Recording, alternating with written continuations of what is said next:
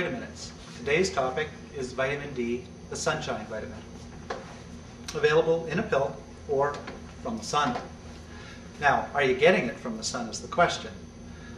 Below the equator, relatively easy. North of the equator, we don't get that much sun as it is. And when you put a sunblock on or you come out of the shower, you actually don't get any vitamin D from the sun. Because D is both a hormone as well as a vitamin. And it's a matter of the ultraviolet light of the sun irradiating your skin and creating the vitamin D from that.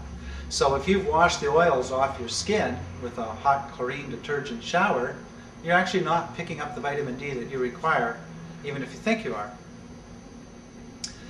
The Cancer Society has recently been recommending that people take 1,000 international units of vitamin D a day. And this reduces certain colon cancer and other cancers by up to 60%. So D's in the news and it's on the map again. In fact, a local doctor here, Dr. Hoffer, who's a renowned psychiatrist in the field of orthomolecular nutrition, has been recommending that people take 10,000 units of vitamin D a day for depression.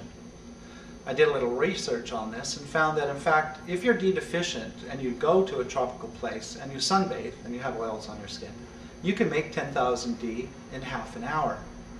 Not all of that will be active. A lot of that will be stored in the skin as an inactive form of D, laying here until you're attacked by some kind of bacteria, surface cut, something attempting to get into your skin.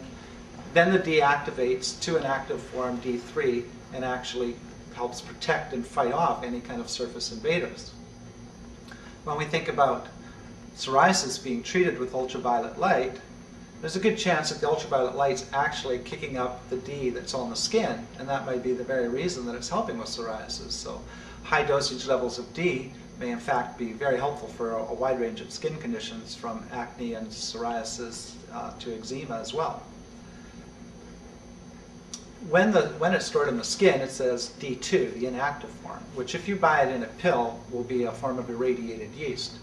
When you buy D3 in a pill, it's either from fish liver oil or from irradiated sheep's wool. The lanolin is processed by the ultraviolet light. Milk gets irradiated and that produces vitamin D. But if you have skim milk, you've pulled the fat out, and in fact you've pulled the D out, and so you don't absorb the calcium so effectively anymore. It's one of the drawbacks to skimmed milk products.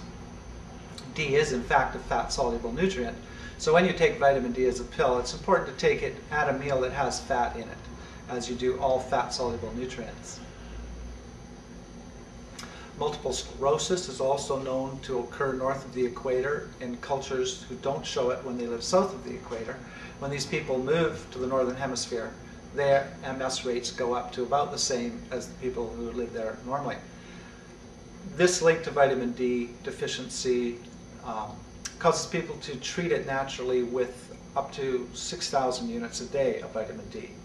So studies have been done in the past with senior citizens testing their bone density, and they'll inject them with 50,000 D at the beginning of the winter and let them ride it out through the winter. So we can see that high levels of vitamin D are relatively safe. Those with kidney disease should avoid that. If you're in poor health, you definitely should consult with a professional before you try taking those high dosage levels. But for a short period, you can play with 5,000 to 10,000 D for any of those serious conditions, skin conditions, MS, depression. Don't forget influenza. Recently a doctor discovered that the occurrence of the flu in the winter is very often related to a lack of vitamin D. So we're finding that it has a broad protective benefit for us. So as usual, if you've observed the previous vitamins on the B vitamins, you skip the weekends when you take high levels of nutrients. This allows the body to use up any excess and not become dependent on an external form of the nutrient in a pill. The same would hold true with this D. Feel free to play with vitamin D. It's, if you're getting a little sad, the seasonally adjusted depression due to the lack of light, aside from the melatonin deficiency that can occur from lack of light, vitamin D deficiency is definitely something to consider, something to play with. It's safe and it can be quite effective, and that's all we have to say on it today. Thanks a lot. We'll see you next time. Thanks a lot.